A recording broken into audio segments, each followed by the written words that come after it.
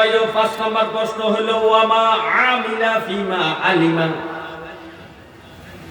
এরে বান্দা, তুমি যতটুকু জ্ঞান অর্জন করছো, যতটুকু জানছো, জন্ম থেকে মৃত্যু পর্যন্ত যতটুকু তুমি জানছো, এই জানা অনুযায়ী কতটুকু আমল করছো। আমরা কি জানছি? নামাজ ফরজ আমরা জানি, আলেম ওলামার মুখে আমরা শুনছি নামাজ 5 ওয়াক্ত ফরজ জামাতের সহিত আদায় করতে হবে। জামাত ছাড়া নামাজ হলে নামাজের হক আদায় হয় না। জামাত সহকারে নামাজ ফরজ হয়েছে, জামাত সহকারে নামাজ আদায় করলে নামাজের হক আদায় হয়। শুধু হক আদায় হয় না, নবীজি পুরস্কার ঘোষণা করতে, হে আমার উম্মত, যারা জামাতের সহিত নামাজ পড়বে, যে নামাজটা সে জামাতের সহিত পড়বে, এই নামাজটার 27 গুণ সওয়াব সে পাবে। কেউ যদি জোহরের নামাজ জামাতের সহিত পড়ে, কেউ যদি জোহরের নামাজ জামাতের সহিত পড়ে, 27টা জোহরের সওয়াব তার আমলনামায় দেওয়া হবে। কেউ যদি আসরের নামাজটা জামাতের সহিত পড়ে, এরকম 27টা আসরের নামাজের সওয়াব তার আমলনামায় দেওয়া হবে। যারা জামাত ছাড়া বাড়িতে বাড়িতে নামাজ পড়ছেন, এর ভাই আপনি আর জীবনে এরকম 27টা নামাজ পাবেন কিনা সন্দেহ আছে। আপনি যদি প্রতিদিন ও এইভাবে ঘরের মেয়েতে নামাজ পড়েন, কত হাজার হাজার সওয়াব থেকে আপনি বঞ্চিত হচ্ছেন চিন্তা করেন।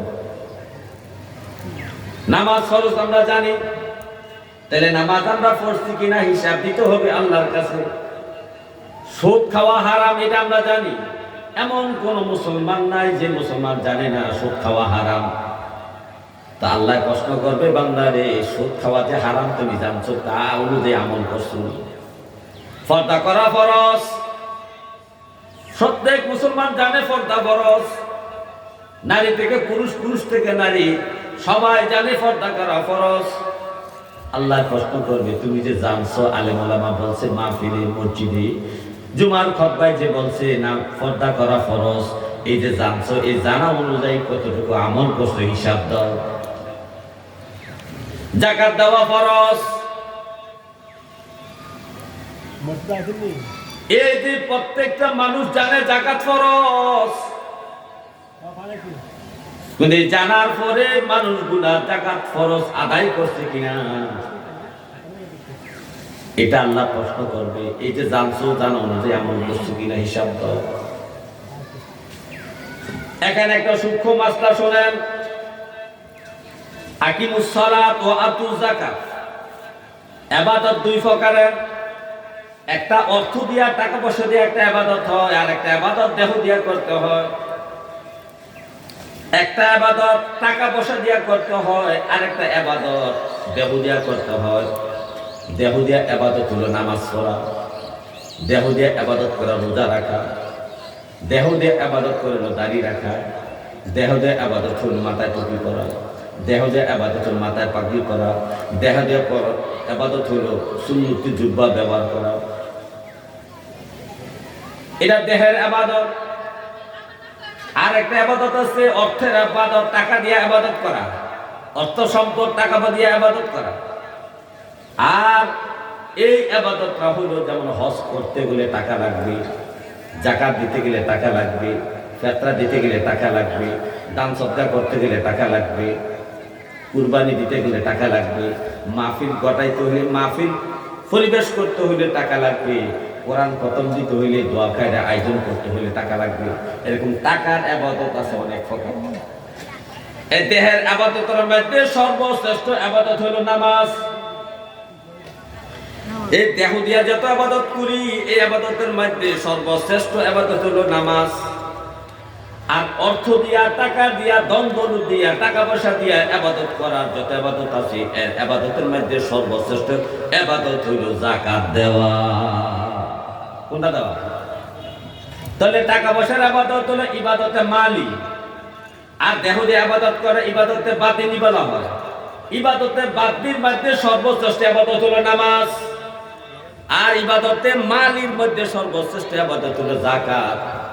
এই শ্রেষ্ঠ দুইটা ইবাদতের কথাই আল্লাহ একে আয়াতে পাশাপাশি শব্দ দিয়া ফরজ করতে, আকিমুস সালাত ওয়া আতুজ যাকাত। পার্থক্য হলো শুধু ওয়া, নামাজ যেমন ফরজ, যাকাত তেমন ফরজ। নামাজ যেমন ফরজ, যাকাত তেমন ফরজ। ফিকহের মাসলায় লেখা আছে লা সালাতা ইল্লা বিযাকাত। যাকাত যে দিবে না তার নামাজ কবুল হবে না। শেষের কথা না, যে যাকাত দিবে না তার নামাজ হবে না। যদি মক্কা শরীফের ইমাম সাহেবের পিছনে যদি সে নামাজ পড়ে, যাকাত না দেওয়ার পরে তার নামাজ কবুল হবে না। কেন? একটা মানুষ ইবাদতে মালে নেশাব হইতে হয়, টাকা পয়সা থাকতে হয়। টাকা পয়সা থাকার পরও যদি সে ইবাদতটা না করে, ইবাদতটা না করে কৃপণতা প্রকাশ করে, এই কৃপণতা প্রকাশ করার কারণে আল্লাহর হুকুম অমান্য হয়েছে। এই হুকুম অমান্য হওয়ার কারণে এর আগের হুকুম হলো নামাজ পড়ো, পরের হুকুম যাকাত দাও।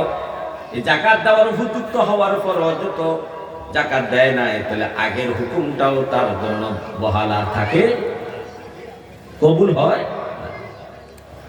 ধরেন একটা মানুষ 8-10 বছর থেকে নামাজ পড়তেছে, 15 বছর, 20 বছর, 20 বছর, 30 বছর পর্যন্ত নামাজ পড়তেছে, একাদশে নামাজ পড়তেছে। 30 বছরের পরে যায় দেখা গেল বিশাল সম্পদের মালিক হয়ে গেল, সাহেবে মালে নেশাবে হয়ে গেছে, যাকাত দেওয়ার উপযুক্ত সে হয়ে গেছে। 1,02,500 টাকা, 1 লাখে কি